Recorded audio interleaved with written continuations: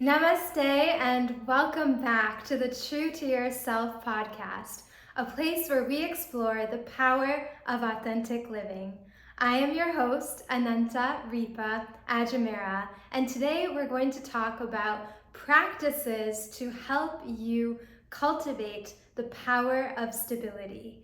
The power of stability is the first step that we need to really master as a foundation for our entire journey of spiritual evolution and progress through the 9 steps of the framework that I outline in my book, The Way of the Goddess: Daily Rituals to Awaken Your Inner Warrior and Discover Your True Self.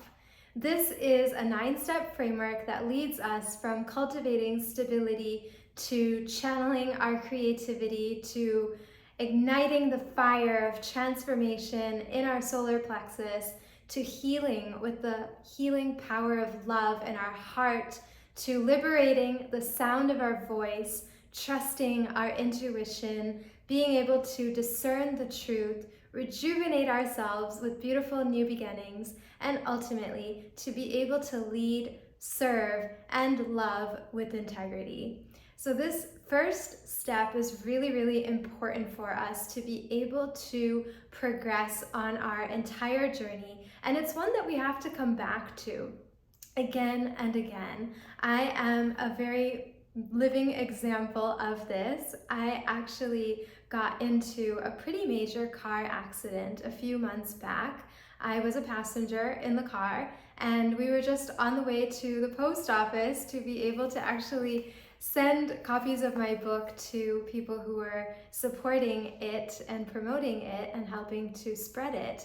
And along the way, it just suddenly, out of nowhere, crashed. The car was in a wreck with 3 cars involved and one flipped over, and it was such a scary experience where suddenly we were in the car and then there were fumes all over, and it was potentially a very destabilizing experience.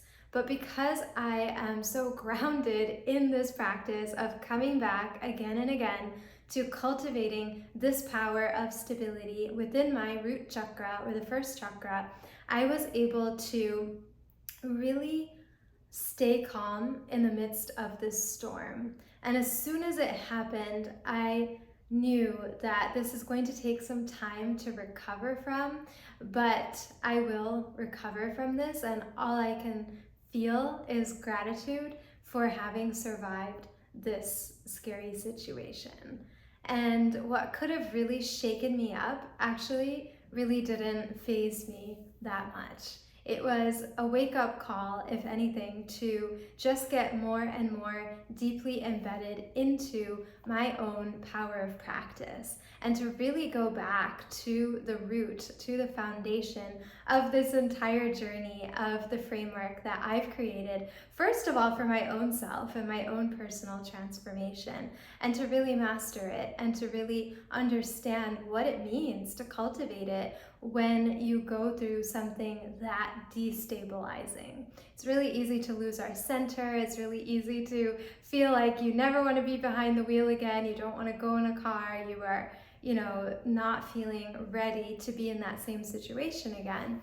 But with these practices that I'm about to share with you, I was not only able to get myself back up into a car within 2 weeks of this experience, but I also was, more importantly, able to not have to take any of the many painkillers that I was prescribed at the emergency room for the trauma and whiplash that I had in my neck.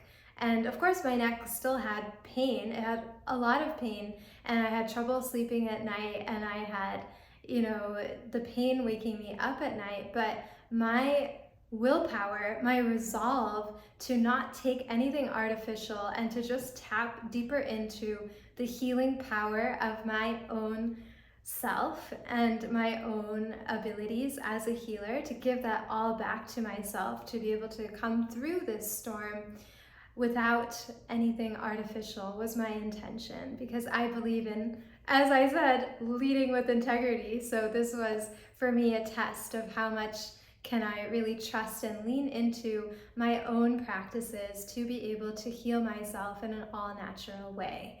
And so the first practice I'll share with you is actually the practice of oiling your body.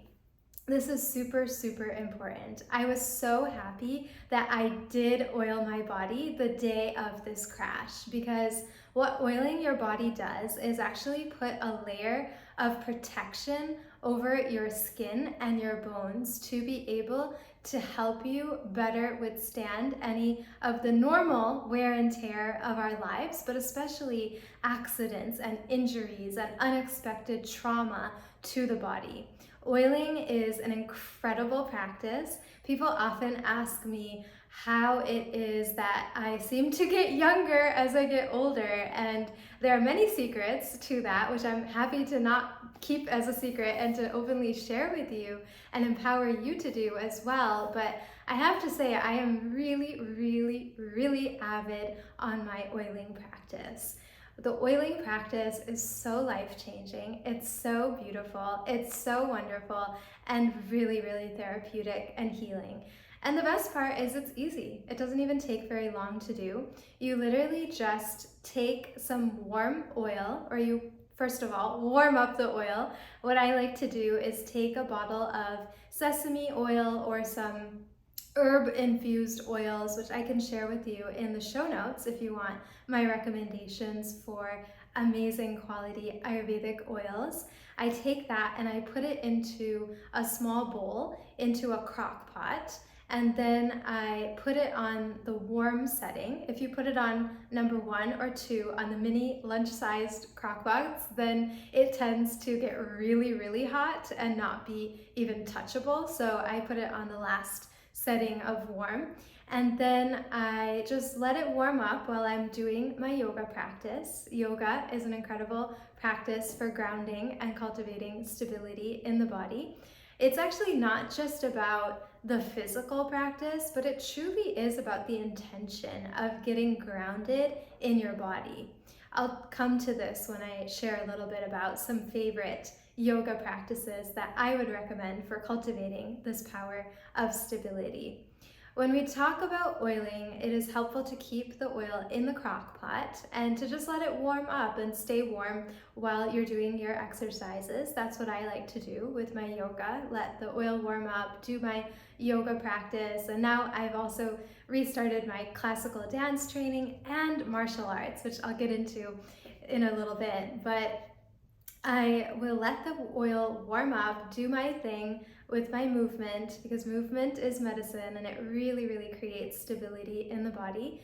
Then I go back, and when I'm ready for a shower, first I take that warm oil from the crock pot and I literally apply it on my skin, and I go up and down really fast in the center of each sort of part of your body, right? The long parts of your body. And then you go in a clockwise motion, in a circular motion around each of the joints of the body. And you really want to go brusque and really get vigorous with it. Don't apply it like you would lotion, just softly, gently placing it. You want to rub it and really do it good and make it go, fast, because the friction helps the oil to have more heat, which then the heat allows the oil to penetrate deeper into your skin to be able to deliver the medicinal benefits that it has to offer deep, deep, deep into the layers of your bones and your skin. That's really, really important.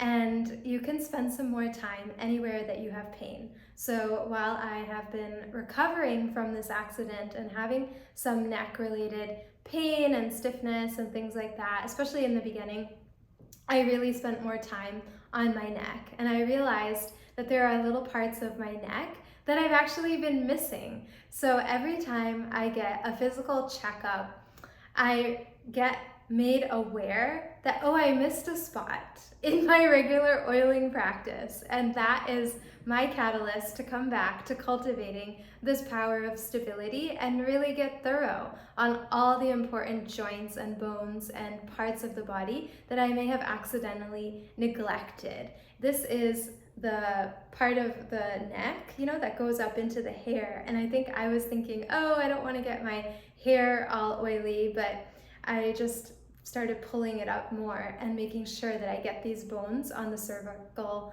part of the neck so that I am really protecting my neck and healing my neck from the trauma that it has experienced.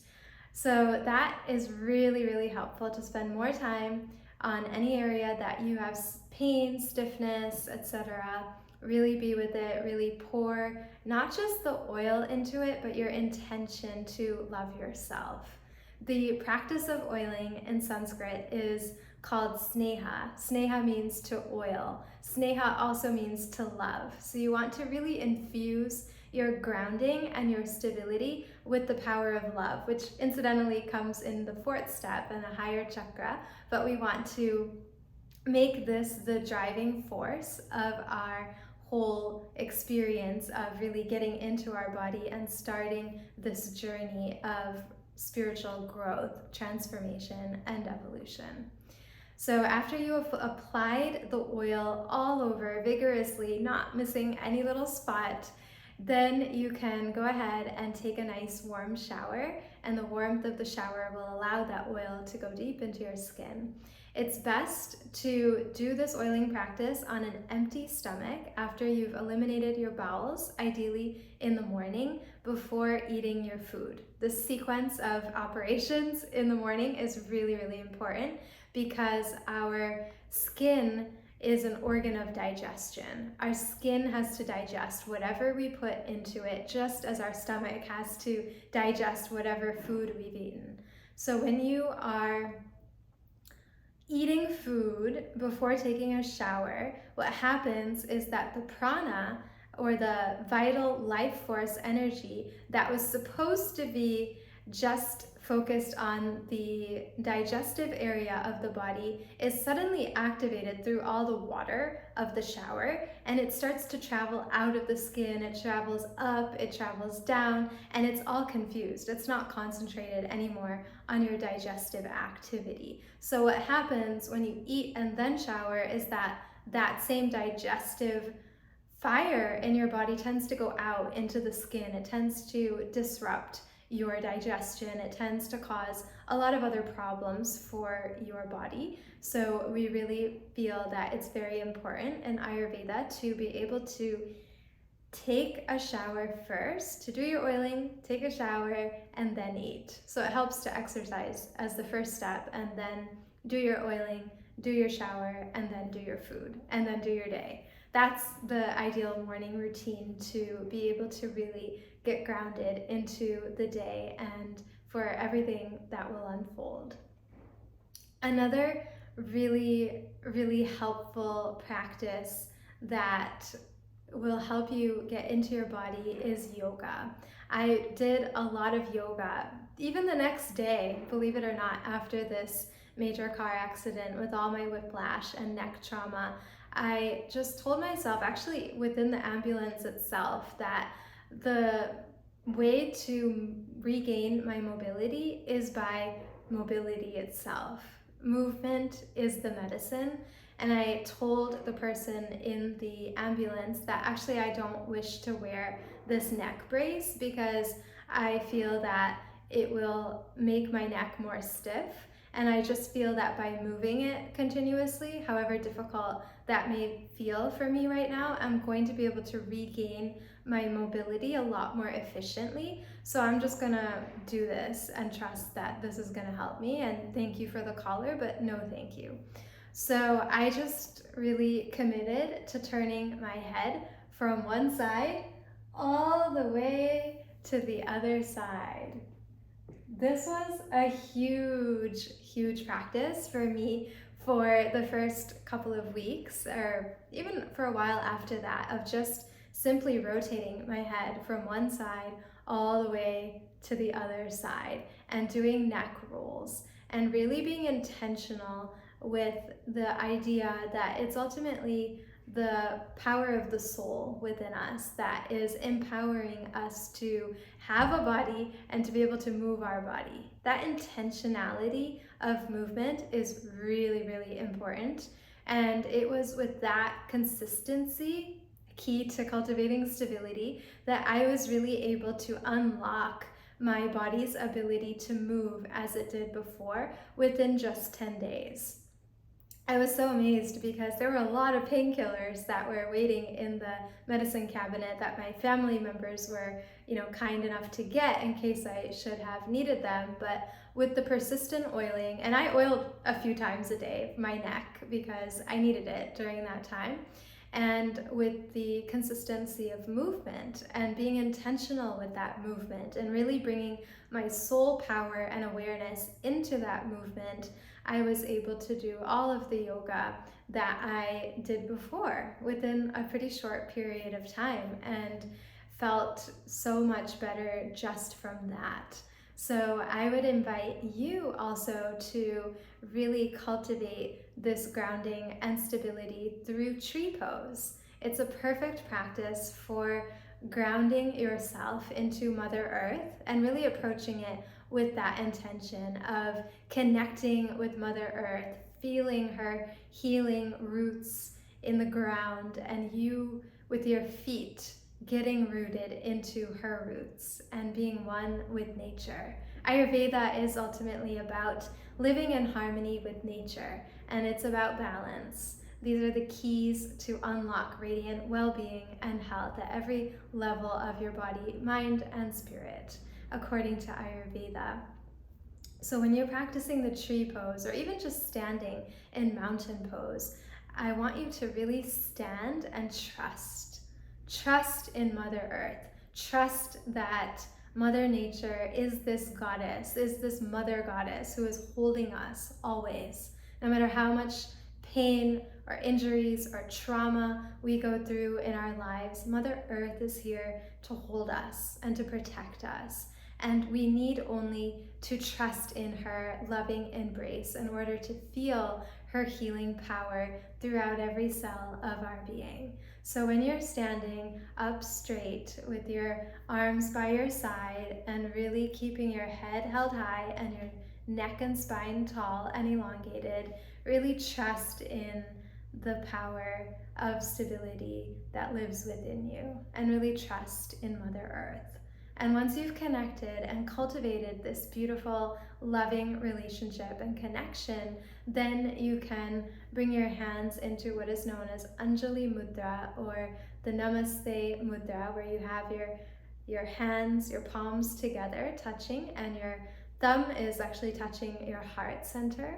And this is a wonderful way itself, just by itself, just doing this, to calm anxiety, to be able to channel some dark emotions, fear, anguish, into a feeling of universal love and universal friendship. This is a really powerful practice to do by itself, especially if you face the sun rising as you do it. Watching the sunrise itself is an incredible practice for cultivating stability. So while you're here with your hands in Namaste Mudra or Anjali Mudra, a mudra or hand gesture of devotion and reverence, ultimately to that divine sun or the soul within yourself, then you can actually lift one of your feet and place it above your knee or below the knee or just at the ankle of the other foot.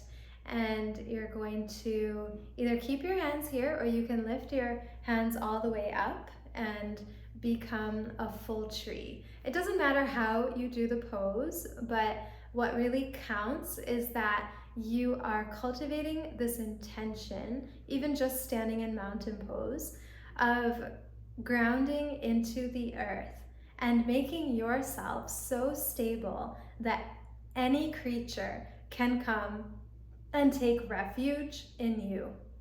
That a bird can rest on your shoulders, that squirrels can come and take shade in your branches, and that you are offering your gifts, your fruits, your flowers generously not to gain anything from doing so, but simply because it's what you ought to do.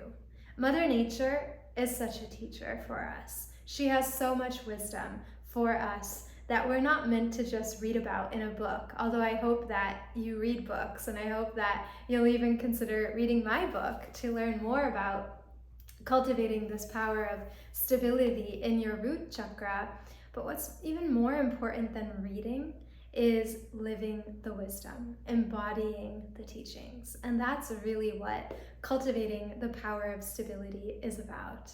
It's about application. It's about not just theoretically kind of knowing or understanding things, but embodying them, practicing them, living them, and thereby unlocking their full power and magic in your life. And when you cultivate that intention that may I be a provider of shade and a giver of refuge and a friend to all living beings, then you ultimately become whatever it is you're looking for in life.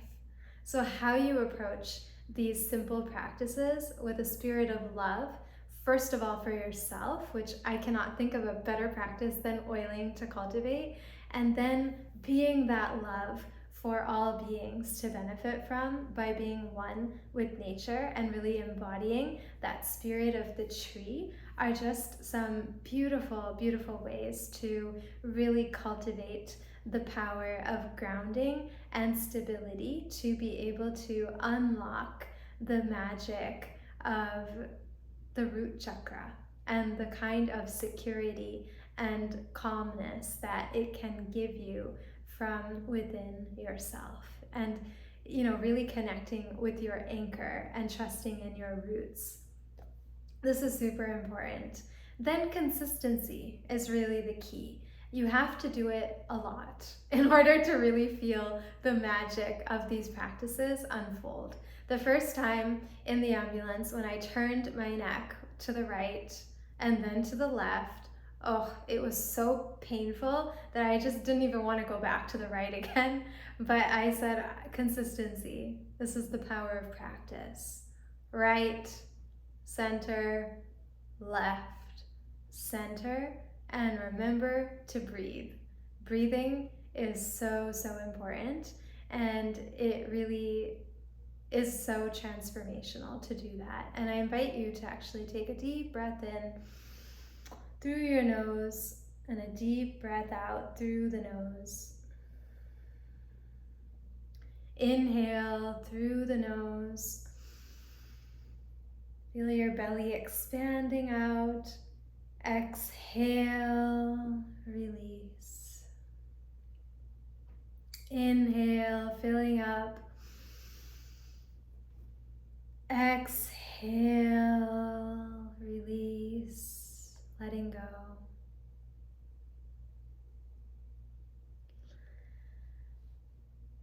By being really consistent with my oiling practice and my yoga practice, I was able to regain my mobility pretty efficiently after the car accident and decided to actually return back to my classical Indian dance training.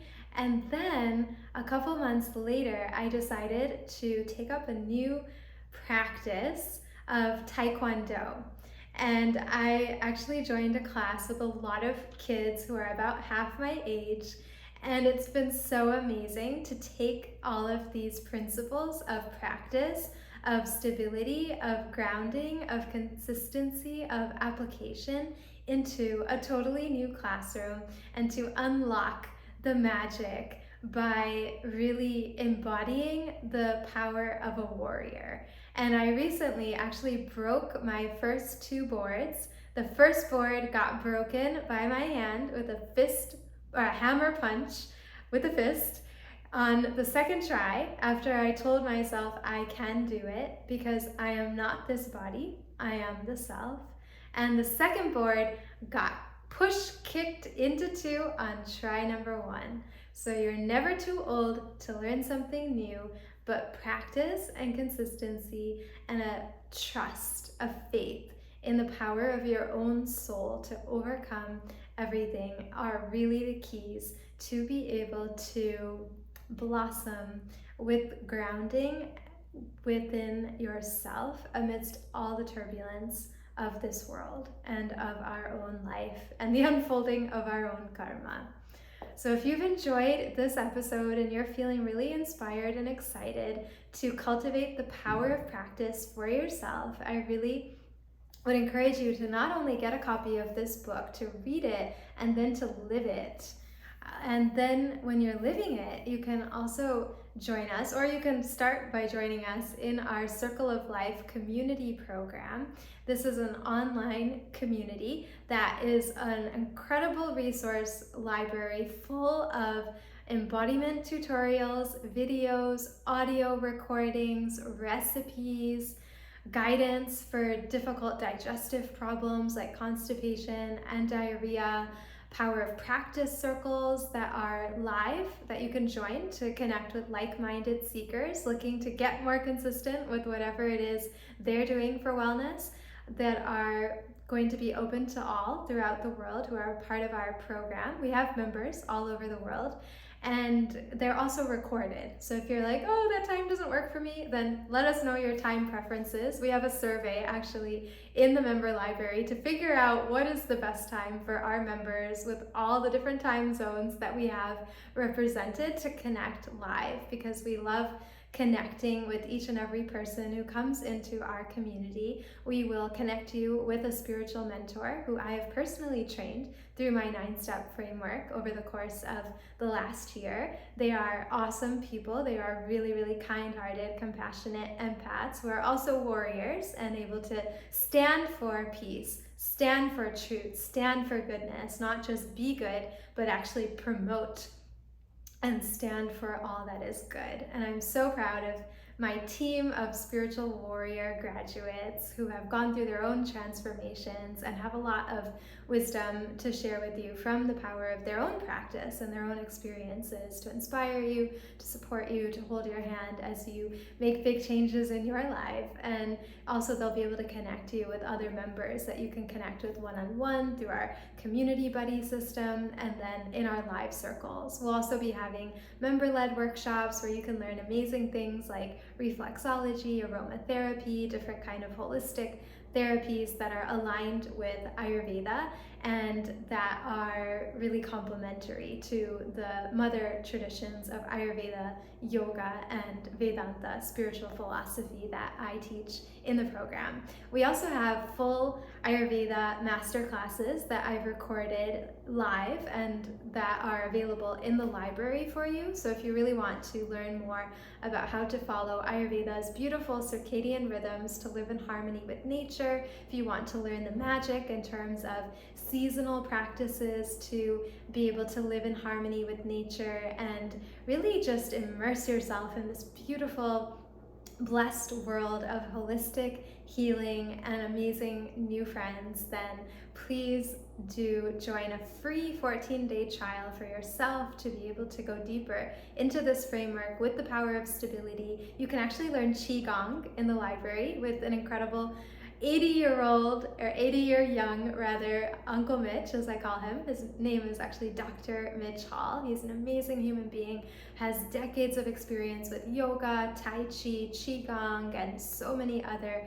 awesome modalities. He has recorded a bunch of videos that are available in short, bite-sized, digestible form, so you can actually take them and do the practices at your own pace. If you have 5 minutes or even if you have a whole hour, it doesn't matter. You can do it in whatever way is suitable for you, and it's easy. It's in a library. You can just press play and start it, and if you really enjoy it, we can connect you with him and you can have more and do live sessions with him as well. So there's so much waiting for you, and there's so much more that's constantly being poured into this library, and I really, really hope that you'll consider joining us and being a part of our spiritual party all around the world. You can actually go to theancientway.co, not .com, .co/community to learn all about our community, to see the team of mentors and read about their experiences. We'll be uploading some videos of theirs soon as well. And then you can also just check out all the resources and links in the show notes to be able to take the next step on your journey of cultivating this incredible foundational power of stability in your root chakra. This is Ananta Ripa Ajmera. Thank you so much for joining me for this episode of the True to Yourself podcast, a place where we explore the power of authentic living. I look forward to connecting with you again next week.